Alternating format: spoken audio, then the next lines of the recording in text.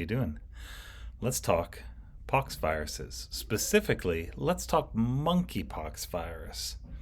Now, if you go back before 2022, monkeypox virus is on a couple of virologists' radar, but this is a thing that pops up maybe once a year. There's a couple of cases that make the news. Now, if you look into it further, you see that there are actually hundreds of cases a year and somewhere between dozens and hundreds of deaths per year from monkeypox. Mostly, though, this occurs in Central Africa. So the monkeypox endemic region, if you like, is southern Nigeria, kind of the grasslands at the border of the forest, and it goes over into areas like the Republic of Congo, if I remember correctly. So, here-ish on the map. And occasionally, the virus gets out. And then when it gets out, everybody's like, oh my gosh, there's this new virus. Where could it have come from? Whereas there are people that deal with this every day because it's where they live. So, yeah. All right. There are a couple very nice sites if you ever want to check up on the progress of monkeypox now or in the future. A great single serving site is monkeypoxmeter.com, and so that will have the actually most up-to-date numbers on how many people have it, how many people have died from it. Our World in Data is fantastic for all sorts of infectious disease stuff. The great SARS-CoV-2 pages. I've used them many, many times. And that's where this map comes from. And then there are a couple other good sites that we'll get to in a little bit, including Next Strain, and we'll get there. All right, so what is this thing? What is this monkeypox? Well, it's a big group of viruses, and these are going to be called pox viruses. Great. Among the pox viruses, we have a couple that you may have heard of. So you got smallpox virus, and the proper name for that is variola, variola, variola virus. And so that's abbreviated VARV, and so you can see those guys over here. It's just an expansion of this little branch of the tree and this little branch of the tree that are similar. Then you have the vaccine that people give for smallpox. And the one you've probably heard about from back in the day would be cowpox virus. And so cowpox virus is down here in this clade. These are cowpox-like, CPXV-like. As are some of these. There are viruses like this that will infect a cow. And so it's hard to say now what people hundreds of years ago were calling cowpox, because it could have been a couple of things. And basically the roots of the pox viruses are very, very muddled because they go back that far in history, long before, refrigerators, freezers, sample preservation. There are a couple of very odd things that happened along the way. Anyway, the modern version of the vaccine for smallpox virus is called vaccinia virus. And if you speak pretty much any language other than English that's related to Romance language, VACA normally means cow or something to do with a cow. And so vaccinia was the thing that we thought was like cowpox virus. Thing is, while they were replicating this cowpox virus, they took it out of cows and they figured out that you could actually grow this thing in rabbits. And so they put cowpox virus in rabbits, grew just fine. And they could use that because bunnies are small and cows are rather large and unwieldy.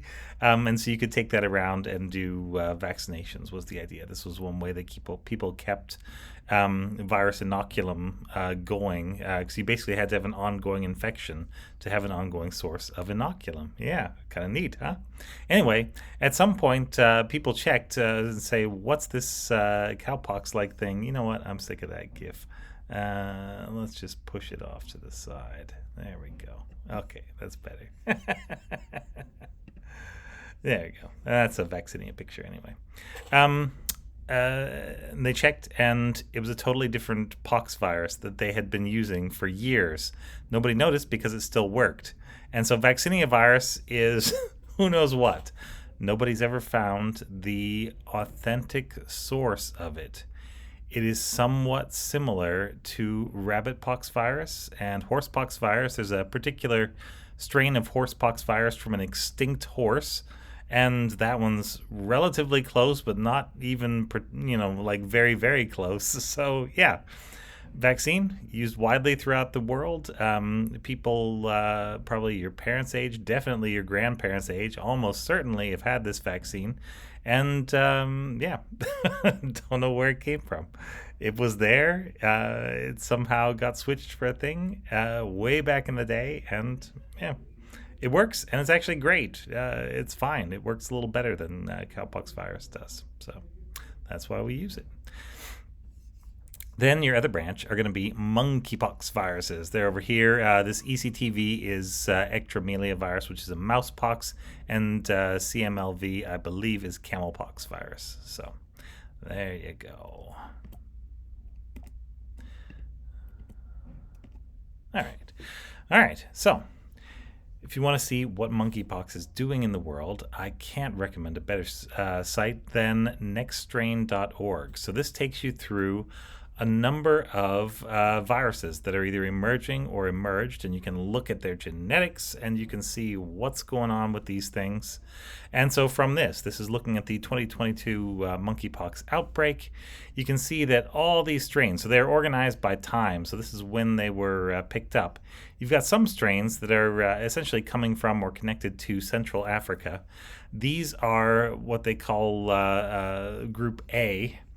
And the Group A viruses tend to be more deadly. These are the ones you definitely don't want to get if you're picking which monkeypox you get. And if you've got the choice, don't pick monkeypox. It's not good for you. Over here, these are the ones that are more widespread, usually less fatal, has been less fatal in the 2022 outbreak. And you can see this thing has spread very widely, but you can see there are also groups of this virus. Now, the other thing you'll notice is that they all share a last common ancestor right about there. And since that is also scaled in time, you can pinpoint like the start of this outbreak somewhere around, I don't know, end of January, early February of 2022 is probably when the virus first jumps to a human that then spreads it to other humans. It may have jumped to other humans that didn't spread it before that, and if the virus wasn't sequenced and if nobody else noticed, then these things are just lost to science, to history, to everything. So, interesting. All right, I'm having real trouble advancing my slide. You know what? Here we go. There we go. Better. Okay. Like any emerging virus, there are patterns of evolution.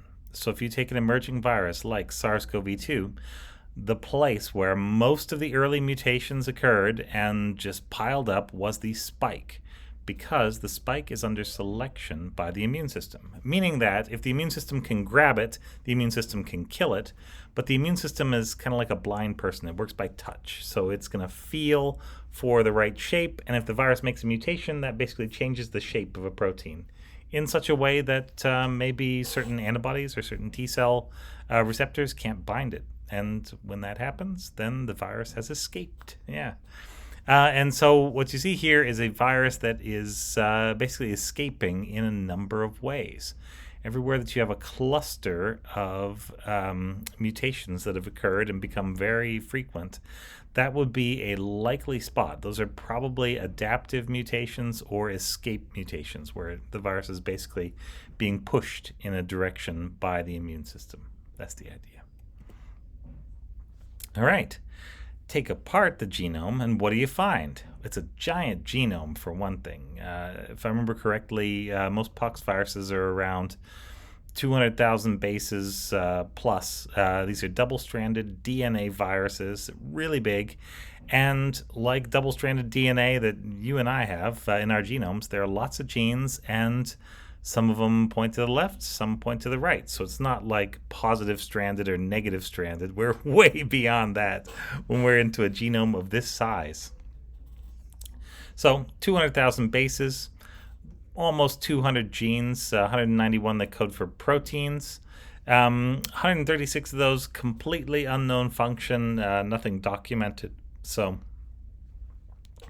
we don't really know, but they're probably doing something that helps the virus or hurts the host, or helps the virus hide inside the host, which helps the virus and hurts the host at the same time. Yeah, fantastic. About 12 that encode structural proteins, we think, although that number shifts around and it actually may be a little higher than that. And then you've got these core viral enzymes and components. So you've got a lot of DNA binding. You've got RNA polymerases, and there are several subunits to the RNA polymerase. And you've got things that, essentially the virus is going to need in order to replicate itself and continue to be a virus. In addition to that, we know there are at least 11 proteins that are copies of proteins you would normally find in a cell that are related to metabolism and growth. And so these are things that the poxvirus group has stolen in the past from eukaryotic cells and uses probably to change the metabolism of the cell in a way that makes it easier to make more copies of the virus, because that's what viruses are all about, isn't it? Yeah, of course it is. And then I think, interestingly, down here on the bottom, there are at least 5 immune evasion proteins. I think the actual number will probably end up being much, much higher than this, a couple times as high as this. These are the ones that we know right now, based on mostly work with other viruses, other poxviruses. These are going to be in common. So things like tumor necrosis factor alpha, that's a thing that's going to be released from certain kinds of white blood cells. Interleukin 1 and interleukin 18, those are also going to be signaling messages for communication amongst the immune system. And they have a couple of receptors for things. So the immune system will be putting out some of these little molecules, lots of different ones actually. And the virus has at least 2 fake receptors.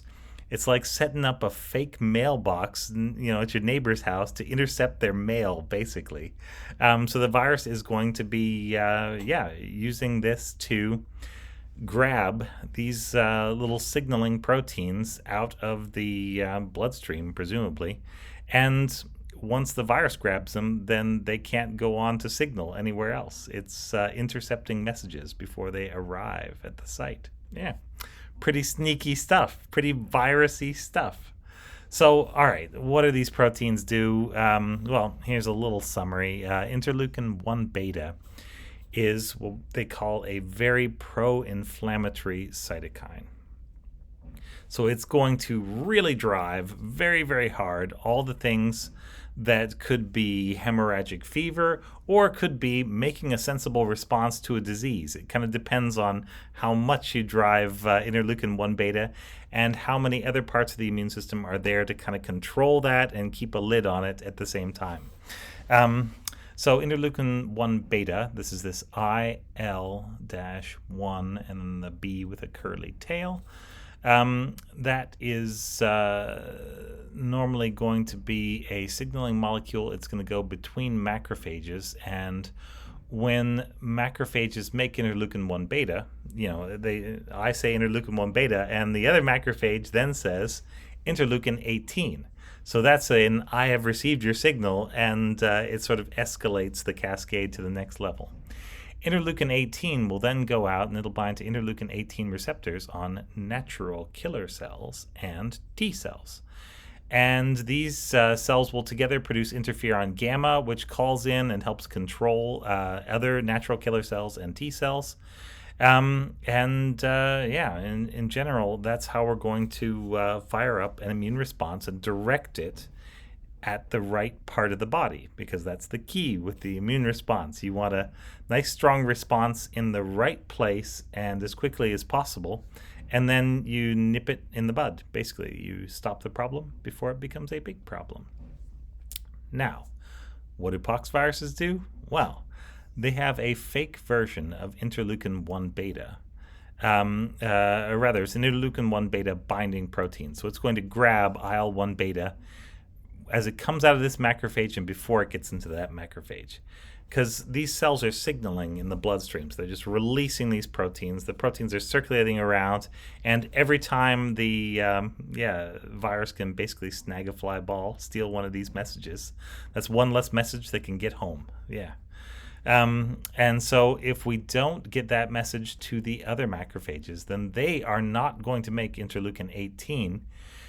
And interleukin 18 is going to be necessary to call in the NK cells and T cells, which are going to control the response and direct the response.